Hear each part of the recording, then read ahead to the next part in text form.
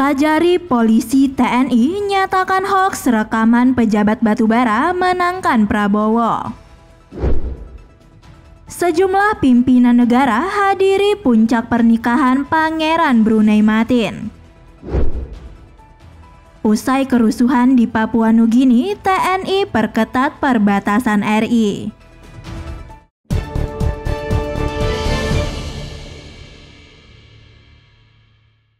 Viral rekaman pembicaraan diduga dilakukan para pejabat di Kabupaten Batubara, Sumatera Utara yang memberikan arahan memenangkan pasangan Capres-Cawapres nomor urut 2, Prabowo Subianto dan Gibran Rakabuming Raka beredar di media sosial. Ini untuk kepala desa, ini langsung aja kita diarahkan ke 02, itu dulu yang pertama. Tidak ada cerita lain, tidak ada cerita alasan apapun menangkan 02 di desa masing-masing. Nah, terkait masalah peluru, itu masih diupayakan dengan PJ supaya sebelum Pilpres dikeluar. Dengan catatan 100.000 dikeluarkan uang dari situ. Nah, dari dana desa itu 50 untuk dikirim ke sana untuk mereka penggunaan untuk apalah.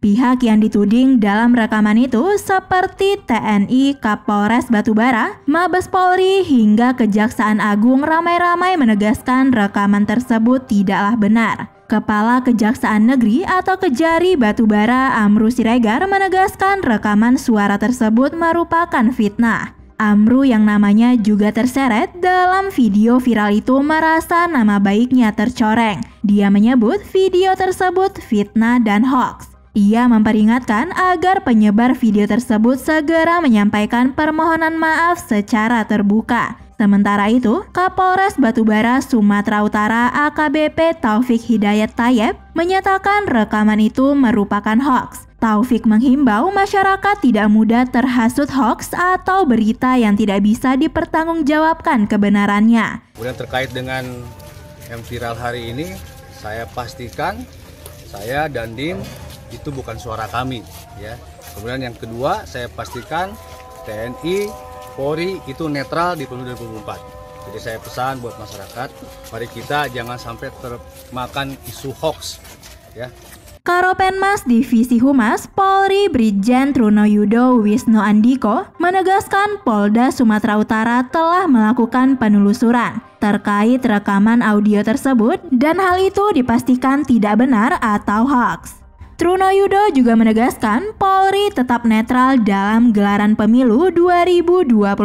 Ia juga memastikan Polri terus melakukan tugasnya untuk memastikan pemilu 2024 dapat berjalan aman, damai, berintegrasi, serta berkualitas. Bantahan juga datang dari Kepala Pusat Penerangan atau Kapuspen TNI, Brigjen Nugraha R. Gumilar. Nugraha menegaskan Forkopimda Batubara tidak pernah menyampaikan ucapan sebagaimana rekaman percakapan yang bocor dan beredar di media sosial tersebut. Di sisi lain, Ketua Bawaslu Sumut M. Aswin Diaparilubis mengaku sudah mendengar kabar viral itu.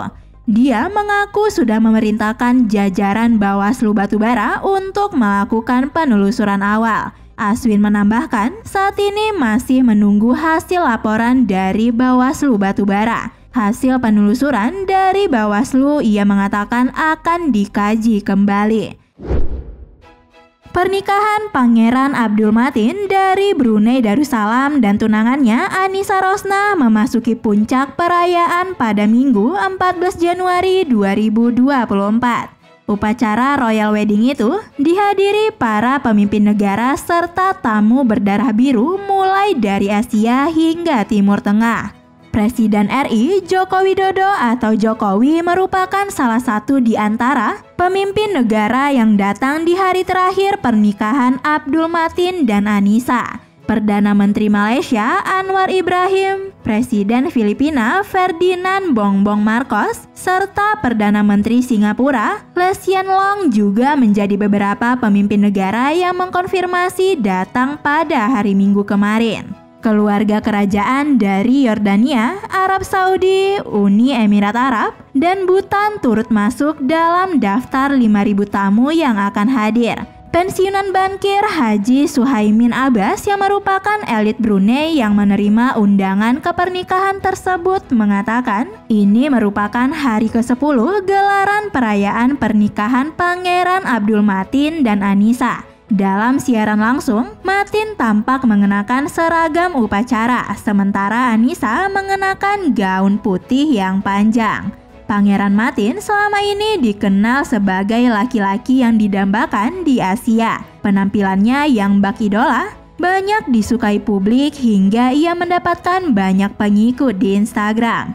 Pangeran Abdul Matin kini resmi melepas status lajang dengan menikahi Anissa yang merupakan cucu dari salah satu penasehat ayah Matin, yakni Sultan Brunei Hassan Al-Bolkiah.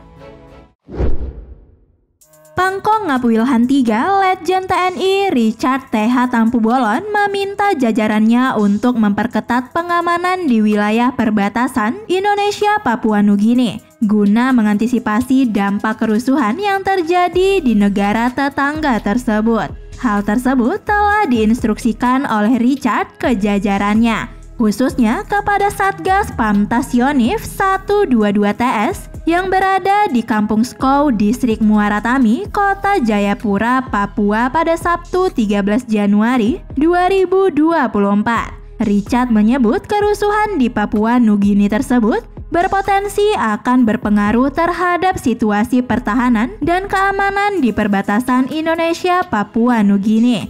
Pada Senin 8 Januari 2024 lalu, Richard diketahui melaksanakan kunjungan ke Komando Utama Satgas Pamtas Yonif 122 TS di Kampung Skow, Distrik Muara Tami, Kota Jayapura, Papua. Pada kesempatan itu, Richard menyampaikan tugas pengamanan pembatasan Yonif 122 TS adalah untuk menjaga kedaulatan dan keutuhan NKRI, baik melalui kegiatan pembinaan teritorial dan komunikasi sosial dengan tetap mengedepankan faktor keamanan. Lebih lanjut, Richard menyebut keberadaan Satgas ini juga untuk membantu Pemda dan masyarakat agar lebih bersinergi terkait dengan pengamanan pelintas batas ilegal. Sebelumnya, kerusuhan terjadi di ibu kota Papua Nugini. Kerusuhan bermula setelah sekelompok tentara, polisi, dan sipir melakukan pemogokan usai pemotongan gaji tanpa alasan.